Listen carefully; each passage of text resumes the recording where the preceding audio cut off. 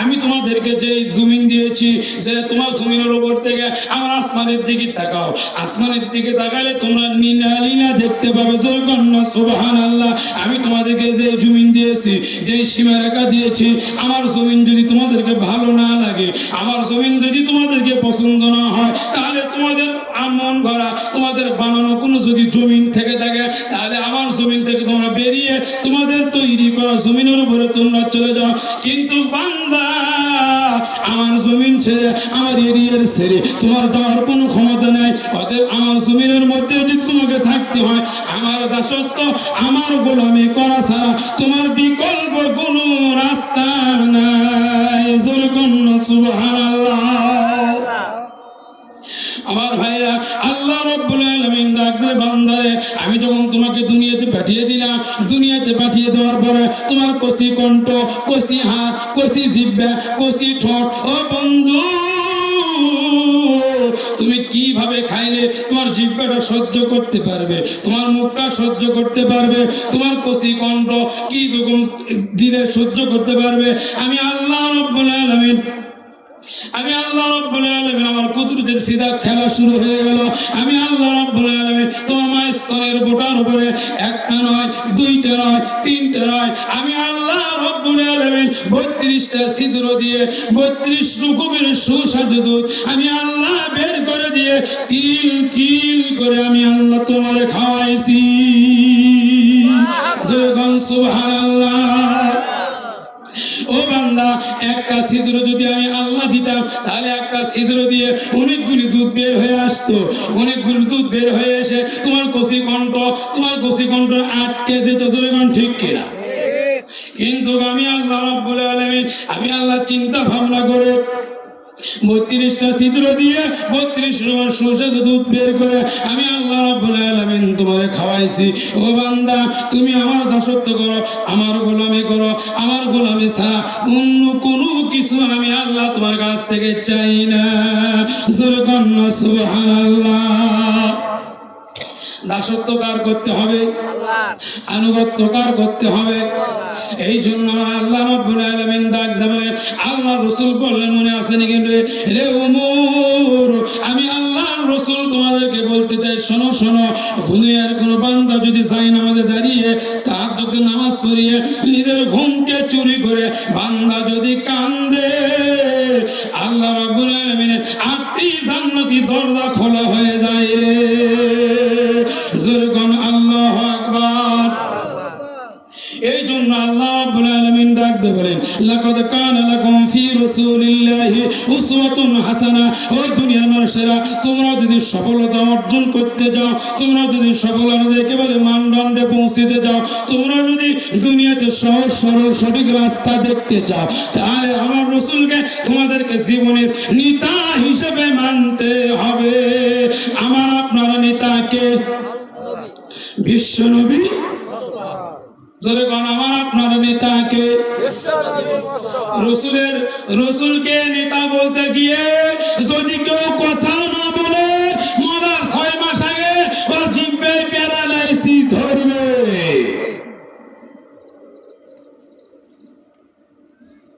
আমার আপনার নেতাকে সাউন্ড হচ্ছে ভাই,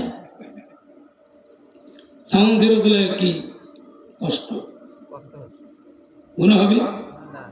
এটি গুনাহ হওয়ার কোনো অপশন নাই। এটি জোরে সুবহানাল্লাহ। আপনি কোরআনের পক্ষে আওয়াজ দিয়ে যে সাক্ষী দিবেন, এইটা আল্লাহর আদালতে আমার আপনার যদি নাজাতের ওসিলা হয়ে যাবে। জোরে সুবহানাল্লাহ। আমার আপনার নেতাকে বিশ্বনবী মুস্তাফা। আমার ভাইরা, আল্লাহ রাব্বুল আলামিন ডাক দিয়ে বলেন, লাকাদ কানা লাকুম ফি রাসূলিল্লাহি উসওয়াতুন হাসানাহ। ও দুনিয়ার মানুষেরা, শোনো শোনো, আমি রাসূল, আমাকে অনুসরণ করো, আমাকে অনুকরণ করো। আমি রাসূল যা করেছি তোমাদেরকে তাই করতে হবে। আমি রাসূল যা করি নাই, তোমরা যদি তা করো, তাহলে রাসূলের কাজের সাথে আমার আপনার কাজের কোনো মিল হবে না। জোরে কোন ঠিক কিনা? আমার ভাইরা রসুলকে যারা নেতা হিসেবে মেনেছে, রসুলের কথা যারা মেনে চলেছে, তারা কিন্তু দুনিয়াতে জান্নাতের সার্টিফিকেট পেয়েছে। জোরে কোন সুবহানাল্লাহ, আর চিৎকার দিয়ে কোন না সুবহানাল্লাহ। রসুলের আমাদের পুরুষদের আদর্শ হলো আমার আপনার নবী। পুরুষের আদর্শকে আমার আপনার, আর মহিলার আদর্শ হলো মা ফাতেমা। জোরে কোন সুবহানাল্লাহ। আমার ভাইরা মা ফাতেমার বয়স যখন 9 বছর, কয় বছর? 9 বছর। মা ফাতেমার বয়স যখন 9 বছর, রসুল আমার মা ফাতেমার বয়স যখন 9 বছর, এই 9 বছরের ফাতেমা ঘরের মধ্যে 2 হাতে 2টা বালা দিয়ে, আল্লাহর নবীর মেয়ে ফাতেমা 2 হাতে 2টা বালা দিয়ে ঘরের মধ্যে মনে মনে একটু হাসতেছে। এমন সময় রসুল আমার ফাতেমার ঘরের মধ্যে ঢুকেছে। ঘরের মধ্যে ঢুকে দেখে রে ফাতেমা 2 হাতে 2টা বালা দিয়ে মুসকি মুসকি আসতেছে। রসুল আমার সহ্য করতে পারলেন না, ঘর থেকে বের হয়ে চলে আসলেন। আসার পরে মা ফাতেমা মনে মনে চিন্তা করলো, যেই বাবা ঘরের মধ্যে ঢুকে আমাকে মা বলে ডাক দেয় রে, সেই বাবা কেন আমাকে মা বলে ডাক দিল না? আমার বাবা কেন আমাকে নাম ধরে ডাকলো না? আমার বাবা ঘরের মধ্যে ঢোকার পরে আমাকে নাম ধরে ডাক দেয়, আমার বাবা কেন আমাকে ডাকলো না? ফাতেমা ঘর থেকে বের হয়ে যেয়ে দেখে, ফাতেমা যে দেখে নবী আমার কাঁদতেছে। ফাতেমা ডাক দিলে, বাবা আপনি ঘরের মধ্যে ঢুকে কেন বের হয়ে আসলেন গো বাবা? আপনি কেন আমাকে ফাতেমা বলে ডাক দিলেন না? আপনি আমাকে কেন মা বলে ডাক দিলেন না বাবা? আপনি কেন ঘরের মধ্যে বের হয়ে আসে কেন কাঁদতেছে? রসুল আমার ডাক দিলে, ফাতেমা রে, যেই ব্যক্তি যে দুনিয়াতে সাজবে মা, আল্লাহ পাক আখিরাতে তার শ্বাস কমায়া দিবে। আল্লাহর নবী কথা মুখ থেকে এই কথা শোনার সঙ্গে সঙ্গে ফাতেমা 2 হাতে 2টা বালা খুলিয়ে যখন মাটিতে ফেলে দিল, আর বলতেছে, বাবা এই বালা কোনোদিন আমি আর পরব না। আমি দুনিয়ার শ্বাস সাইতে চাই না বাবা, আমি আখিরাতের শ্বাস চাই। আমি দুনিয়ার কোনো শ্বাস সাজতে পারবো না। দুনিয়ার শ্বাস সাজতে গিয়ে যদি আমি আখিরাতকে আমার কাছ থেকে হারিয়ে যায়, আমি ফাতেমা এইটা সহ্য করতে পারবো না। জোরে কন্যা সুবহানাল্লাহ। আমার ভাইরা রসুলের সামনে যখন 2টা বালা খুলিয়ে যখন ফাতেমা ফেলে দেয়, অন্য সময় 2টি বালা নিয়ে রসুল 2টি বালা নিয়ে ফু দিয়ে দুই হাতে 2 পকেটের মধ্যে 2টা বালা রসুল আমার রেখে দেয়। এই দৃশ্য যখন মা ফাতেমা দেখতে পায়, ফাতেমা ডাক দেয়, বাবা যেই বালা হাতে দেওয়ার কারণে আপনি আমাকে বললেন দুনিয়ার শ্বাস সাজা যাবে না, সেই বালা কেন আপনি পকেটের মধ্যে ঢুকিয়ে রাখলেন? রসুল আমার ডাক দিলে, ফাতেমা রে, আমি তোর হাতে নিজে আমি নবী বালা পরায়া দিব রে। শুধু বালা পরায়া দিব না, আমি তোমার নাক ফুল পরায়া দিব, আমি তোমার 2 কানে 2টা কানে দুল পরায়া দিব, আমি তোমার হাতে চুড়ি পরায়া দিব। ফাতেমা বলে, কবে কবে কবে? নবী আমার ডাক দিয়ে বলে, যেদিন ফাতেমার বিবাহ হবে। জোরে কন্যা সুবহানাল্লাহ। আর এখনকার ফাতেমা এমন সাদা সাজে, বিয়ের আগেই ফাতেমারা, এখনকার ফাতেমারা বিয়ের আগেই ভোমা 2 চোখের 2টা ভোমা চিকন করে খুর দিয়ে কাইটে চিকন করে ভোমা তৈরি করেছে, করে ভোমার উপর আট করে ভুরু পিন্দা আট করেছে, নাম থুয়েছে স্বপ্নুর ভুরু। কথা বলো না, কি ভুরু? ভুরুর নাম কি? স্বপ্নুর ভুরু। গালের উপরে দিছে ফেয়ার অ্যান্ড লাভলি, কোটে দিছে লাল লিপস্টিক, হাই হিল করে কিলকিল করে। এরপরে দাদা ডাক দেবে, নাতিনি রে, তোর তো বিয়ে হয়নি, তোর তো বিয়ে হয়নি, তুই কার জন্য ইনকা করে সাজিস রে দাদি? নাতনি, তার জন্য তুই ইনকা করে সাজি। বুড়ো দাদা ডাকতে বলে, এ নাতনি, তোর তো সাদার এখনো সময় হয়নি। নাতনি মুচকি মুচকি হাসে আর ঘরের মধ্যে গুনগুন করে গান গায়, লা লা লা লা লা লা। বলে না, বলে না, কথা বল না, বলে না, বলে না।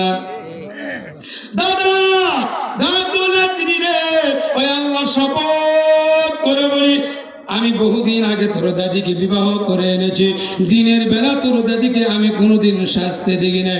তোর দাদি যখন রাতের বেলা সাজতো, আমি তোর দাদির কাছে যে বলতাম, ও গো স্ত্রী, তুমি দিনের বেলা কেন সাধো না, তুমি রাতের বেলা কেন সাধো? আমি তোমার কাছে একটু জানতে চাই। তোর দাদি আমাকে বলতো, স্বামী গো, সারাদিন সংসারের কাজ করি, আমি ভালো মন্দ সাজিয়ে তোমার কাছে আমি বেড়া সাজিয়ে গুদিয়ে আমি তোমার কাছে দাঁড়াতে পারি না, তুমি আমাকে ভালো মতো দেখতেও পারো না। আমি বহু কাজ কামে ব্যস্ত থাকার কারণে আমি ভালো করে সাজিয়ে তোমার সামনেই দাঁড়াতে পারি না। শুধু রাতের বেলা সাজি স্বামী তোমারই জন্যে। যেরকম সুবহানাল্লাহ। স্ত্রীকে সাজতে হবে কার জন্যে? স্বামীর জন্যে। নাতনি, তোর তো বিয়ে হয়নি, তুই কার জন্য সাজিস রে নাতনি? আমি একটু শুনতে যাই। ওই নাতনি ডাক দে বলে, বুড়ো দাদা শুনে নেন, শুনে নেন, শুনে নেন, বিয়ের পরে পাবো আমি একটা, বিয়ের আগে লাইন ধরে আছে আমার জন্য 12টা। কয়টা? এতগুলি যুবকদেরকে খুশি করার জন্য তো আমি সাদি। ওই নাতনি কিন্তু জাহান নামে। যেরকম ঠিক কিনা আমার ভাইয়া? পদ্মা আমন্ত্রণে যে সমস্ত মা বোনেরা বসেছেন, আমি আপনাদেরকে বলতে চাই, ফাতেমার মতো আপনাদের চরিত্র গঠন করতে হবে, ফাতেমার মতো আপনাদেরকে চরিত্র গঠন করতে হবে, ফাতেমার মতো আপনাদেরকে চলতে হবে। ফাতেমার সাথে যখন আলীর বিবাহ হয়ে গেল, হঠাৎ করে আলী আসে ঘরের মধ্যে, দেখে রে ফাতেমা ঘরের কাপড়গুলো শ্বাসকোষ খাসদোষ করে রেখে দিয়েছে। আলী মুস্কি হাসি দিয়ে বলে, ফাতেমা আজকে কেন ঘরের কাপড়গুলো সাজিয়ে গুজিয়ে রেখেছ? আজকে কেন ঘরটা তুমি মাজিয়ে ঘরটা কেন ল্যাপোস করেছ? ও ফাতেমা, ইমাম হাসান হোসেনকে তুমি নতুন কাপড় পরিধান করে দিয়েছ। ও ফাতেমা, তুমি কেন সাজগোজ করিয়েছ? মনে হয় আজকে বাড়িতে মেহমান আসবে, মেহমান আসবে। ফাতেমা ডাক দেবে, স্বামী গো, আজকে এমন একটা মেহমান আসবে যে মেহমান প্রতিটি মানুষের বাড়িতে জীবনে একবার আসে। যুরকন্না সুবহানাল্লাহ, যুরকন্না সুবহানাল্লাহ। আলী ডাক দিলে, রে ফাতেমা, তোমার কোনো কথা আমি বুঝতে পারলাম না। ফাতেমা ডাক দিয়ে বলে, স্বামী রে, আমি তোমার কাছে জীবনে এত কোনো কিছু চাই নাই, আমি তোমার কাছে তেমন কোনো চাই নাই, কিন্তু কিছু চাই নাই। আজকে আমি তোমার কাছে কি চাইবো, তুমি কি আমার এই দিবা না? ঘরের মধ্যে যখন আলী চলে যায়, ফাতেমা ইমাম হাসান হোসেনকে ডাক দিলে, বাবা তোমরা একটু অন্য ঘরে চলে যাও, আমি তোমার বাবার সাথে একটু গোপন কিছু কথা বলবো, কিছু জীবনের কিছু আমি দামি কিছু কথা বলবো। ইমাম হাসান হোসেন যখন ঘর থেকে বের হয়ে যায়, আলী মনি একটু খুশি হয়, মনে হয় ফাতেমা আমাকে আজকে আদর করবে। যুরকন্না সুবহানাল্লাহ। হুন্না লিবাসুল লাকুম ওয়া আনতুম লিবাসুল লাহুন্না।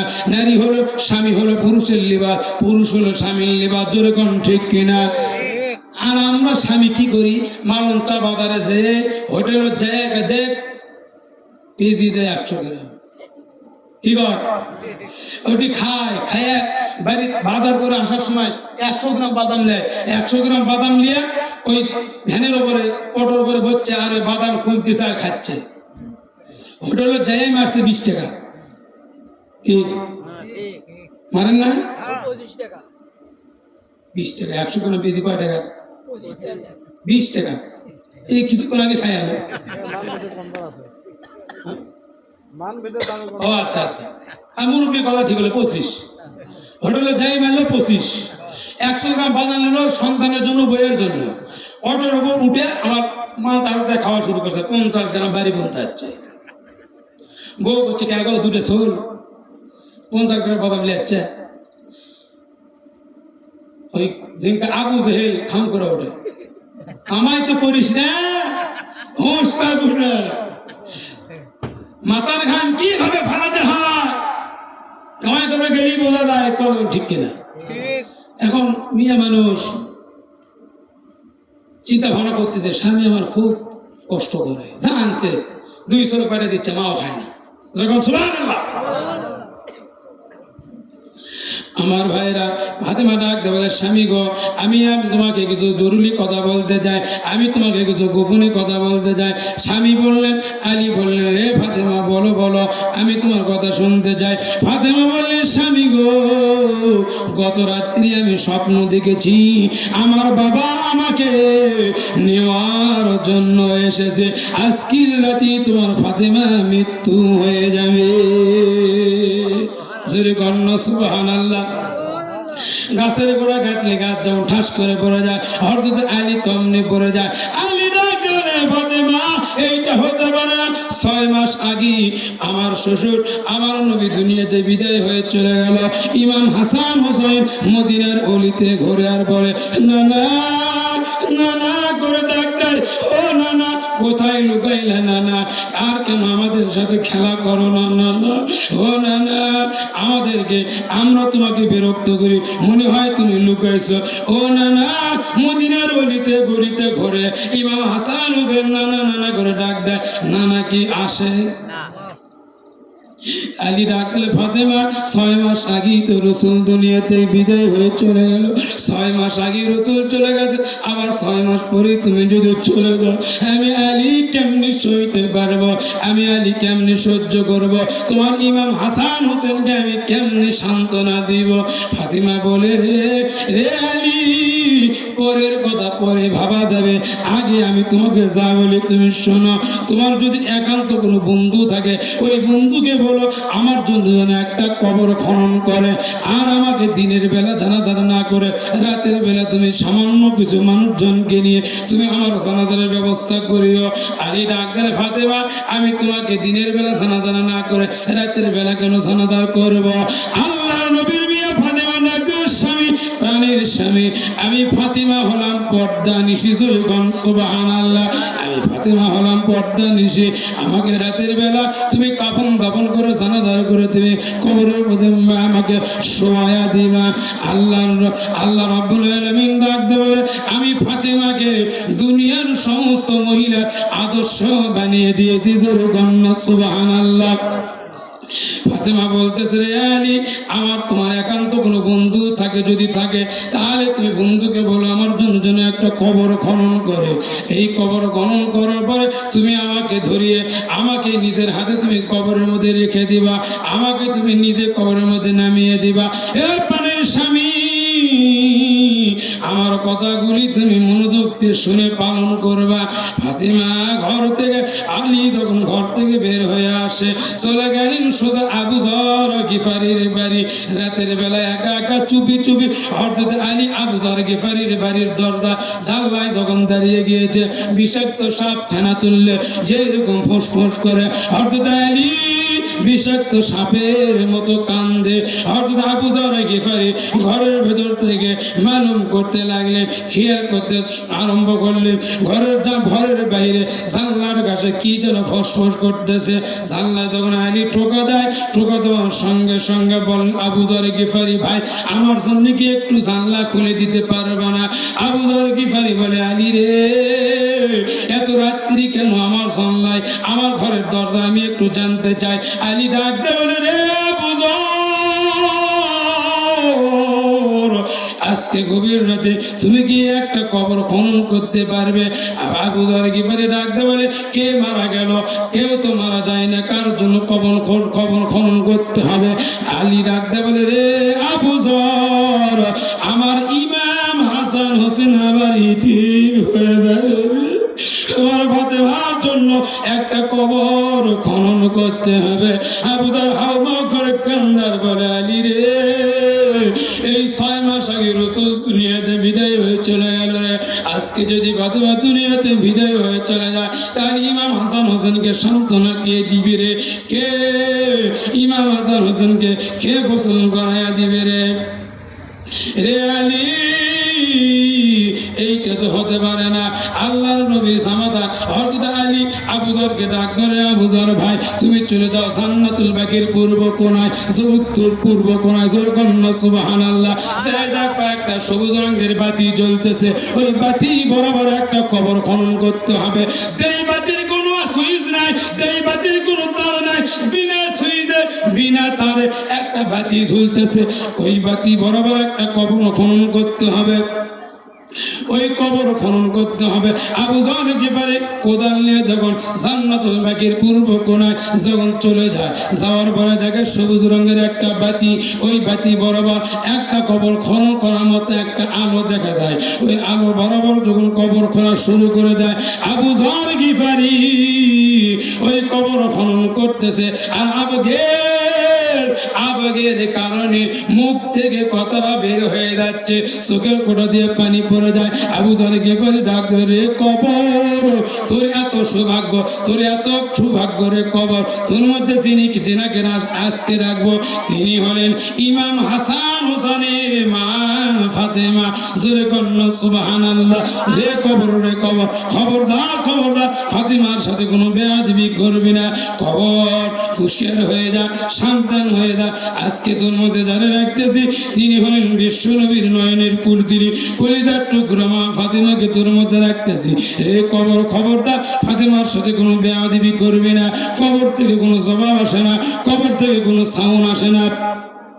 এরপর আবু যর আবেগের কারণে বলে রে কবরের মাটি, হুঁশিয়ার হয়ে যা, সাবধান হয়ে যা, তোর মধ্যে যারা রাখতেছি তিনি হলেন আসাদুল্লাহিল গালিব, আলীর স্ত্রী ফাতেমাকে তোর মধ্যে রাখতেছি।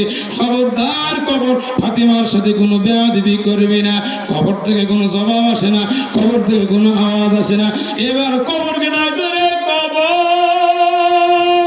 হুঁশিয়ার হয়ে যা, সাবধান হয়ে যা, তোর মধ্যে যারা রাখতেছে তিনি হলেন জান্নাতের নারীদের সরদার নে, ফাতেমারে তোর মধ্যে রাখতেছে। খবরদার ফাতেমার সাথে কোনো বেয়াদবি করবি না।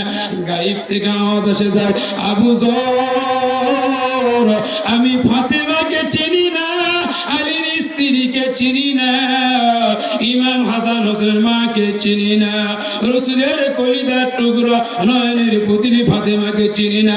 আমি কবর চিনি, ইমান যদি ভালো হয় আমি কবর তার জন্য জান্নাতের টুকরা হয়ে যাব। আর যদি ইমান হারা হয়ে এই কবরের মধ্যে দুনিয়ার কোনো বান্দা যদি আসে, আমি কবর তার জন্য জাহান্নামের একটা গর্ত হয়ে যাব। আমি কবর এমন ভাবে তারা চাপ দিব, ডান পাশের মাটি বাম দিকে, ডান পাশের হাড্ডি বাম দিকে নিয়ে যাব, বাম দিকের হাড্ডি ডান পাশে নিয়ে যাব। আমি কবর কোনো আমি কারো খাতির করবো না। সরে কোন ঠিক কিনা? আবু যর মনে হয় কানের পর্দা ফেটে যায়, এমন অবস্থায় কোদালটা ফেলে দিয়ে কবরের উপর থেকে ভয়তে দৌড় মেরে চলে যায়। এমনি সময় আলী বাড়িতে যেয়ে দেখে ফাতেমা নিজের কাপড়ের কাপড় নিজেই পরিয়ে ইমাম হাসান হোসেনকে জীবনের শেষ গোসল করায়া দুই ভাইকে দুই পাশে শোয়া, দুই সন্তানের বুকের উপরে দুই হাত দিয়ে ফাতেমা চিরনিন্দায় জীবনের শেষ ঘুম ঘুমায়া যায় রে। জোরে কন্যা আল্লাহু আকবার। অর্থাৎ আলী চোখের পানি ফেলে দিয়ে বলে, আল্লাহ আজকে আমার স্ত্রী ফাতেমা দুনিয়াতে বিদায় হয়ে চলে গেল, নিজের গোসল পর্যন্ত নিজের গোসল নিজেই করলো। ও আল্লাহ, এই ফাতেমাকে আমি কবরের মধ্যে কেমনি রেখে দিব? আমি কারে ফাতেমা করে ডাকবো? আমার ইমাম হাসান হোসেনকে কে নাম ধরে ডাকবে? কে গোসল করে দিবে? আমি আলী আজকে মনে হয় একা হয়ে গেলাম। নিজের আবেগের কারণে চোখের পানি তোমরা আলী বের করে দেয়। এমন সময় আলী ওই পূর্ব কোণায় যখন চলে যায়, জান্নাতুল বাকির পূর্ব কোণায় যখন চলে যায়, যে দেখে একটা সবুজ রঙের বাতি জ্বলতেছে। ওই বাতি বরাবর একটা কবর অর্ধেক খনন করেছে, আর মানুষকে দেখা যায় না। আলী ফাতেমাকে ওখানে রেখে নিজের স্ত্রী কবর নিজে খনন করে ফাতেমাকে মাটি কবরের মধ্যে রেখে দিয়ে আলী ডাকতে বলে, আল্লাহ আমার স্ত্রীকে আমি নিজের কবরের মধ্যে রেখে দিলাম। আল্লাহ চোখটা বন্ধ করে যখন আল্লাহর কাছে যখন মোনাজাত করে হাত উঠায়া এমনি সময় চোখটা খুলিয়ে দেখে রে ফাতেমার কবর আর দেখা যায় না রে। জোরে কন্যা আল্লাহু আকবার। আলী চিৎকার দিয়ে বলে, রে কবর এই মুহূর্তে ওই গেল ফাতেমার কবর। ফাতেমার কবরের দিকে তাকিয়ে দেখে ফাতেমার কবর দেখা যায় না, অনেকগুলি পুরাতন কবর ওখানে হাজির হয়ে গিয়েছে। আলী আকাশের দিকে তাকিয়ে বলে, রে আল্লাহ, ফাতেমার কবর কই গেল? আমি আলী একটু জানতে চাই। কে যেন আওয়াজ দিয়ে ডাক ধরে, আলী, আমি আল্লাহ ফাতেমাকে জোহরা ডিগ্রি দিয়া, আমি আল্লাহ ফাতেমার কবরটাকে আমি আল্লাহ হিফাজতে রাখিয়ে দিয়েছি। জোরে কন্যা সুবহানাল্লাহ। আরো চিৎকার দিয়ে কন্যা সুবহানাল্লাহ। এই কবরের মধ্যে আমাকে আপনাকে যেতে হবে না, হবে না। আমার মা বোনদেরকে বলি, মা আপনার নামাজ পড়বে, রোজা করবে, হজ করবে, স্বামীর হুকুম পালন করবে। স্বামীর হুকুম অনেক স্ত্রী এখন মানে না, চলে কোন ঠিক কিনা? স্টার জলসা, জি বাংলা, জন্মপুর, টুপুর টাপুর, তুমি আসবে কবে? তোমায় আমায় মিলে স্বামী চিন্তায়, স্বামী নির্যাতন, শাশুড়ি নির্যাতন আছে না নাই? আছে না নাই? আছে না নাই? একের পর এক স্টার জলসাছি বাংলা দেখে দেখে শাশুড়িকে দেখতে পারে না, শাশুড়িকে দেখতে পারে না, শ্বশুরকে দেখতে পারে না, বিয়ের পর করার পরেই ভিন্ন হয়ে যায়। আল্লাহ রাব্বুল আলামিন ডাকতে বলে, আল্লাহ রাসূল ডাকতে বলে, দাউস কখনো জান্নাতে প্রবেশ করবে না। সাহাবীরা ডাকতে বলে, ইয়া রাসূলুল্লাহ, দাউস কাকে বলে? দাউস কাকে বলে? আল্লাহ নবী ডাকতে বলে, দাউস ওই ব্যক্তিকে বলে, ওই পুরুষদেরকে বলে যে সমস্ত পুরুষদের অধীনে তার স্ত্রী সন্তানেরা পর্দা করে না। জোরে কোন ঠিক না? এখনকার পুরুষদের ভেতরের ব্যাটারির ফিউজ হয়ে গেছে। জোরে কোন ঠিক কিনা? এই ব্যাটারি ফিউজ হওয়ার কারণে স্ত্রীরা অবাধ্য। জোরে কোন ঠিক কিনা? স্ত্রী কথা শোনে না, কথা শোনে না। কয় কে? আমি কাপড় কিনলে পছন্দ করে না, উনি গেছে মার্কেটে, ওই শাড়ি কিনে নিয়ে যাচ্ছে, শাড়ির সব রং উঠে গেছে। স্বামী ডাক দা বলে, কে গো, তুমি যে কাপড় নিয়ে এলে, আমাদের সব উঠে গেল। তোমার উঠলে হবে কি? তুমি দেখছে আছে না? আমার ভাইরা, আমরা তামাশার উপরে চলতেছে। যেরকম ঠিক কিনা? যেরকম ঠিক কিনা? আমাদেরকে নামাজ পড়তে হবে। নামাজ পড়তে রাজি আসছে না নাই? নামাজ পড়তে রাজি আসছে না নাই? নামাজ পড়ো কয়েক তো আমার ভাইরা। আল্লাহ রাসূল একদম বলে, আমি আল্লাহ রাব্বুল আলামিনের সাথে একবার মেরাজ করেছি, একবার দিদার করেছি।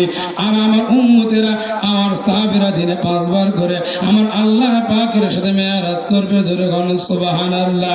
আল্লাহ নবীর একজন সাহাবী মসজিদে নববীর সামনে থেকে উঠিয়া, মধ্যখান থেকে উঠিয়া বলি, ইয়া রাসূলুল্লাহ, ইয়া হাবিবাল্লাহ, আমরা দিনে 5 বার করে কেমনে মেরাজ করব গো নবী? আমরা একটু শুনতে চাই। আল্লাহ রাসূল বলেন, আল্লাহি বিল্লাহি, আমি নবী আল্লাহ পাকের জাতের কসম করে বলি, আমার উম্মতেরা, আমার সাহাবীরা যখন নামাজে দাঁড়িয়ে যাবে, নামাজে দাঁড়িয়ে যাওয়ার সঙ্গে সঙ্গে বান্দা যখন 5টা নিয়ত করবে, এই 5টা নিয়ত করার সঙ্গে সঙ্গে ওই বান্দাদের সাথে আমার আল্লাহর মেরাজ হয়ে যাবে। জোরে কন্যা সুবহানাল্লাহ।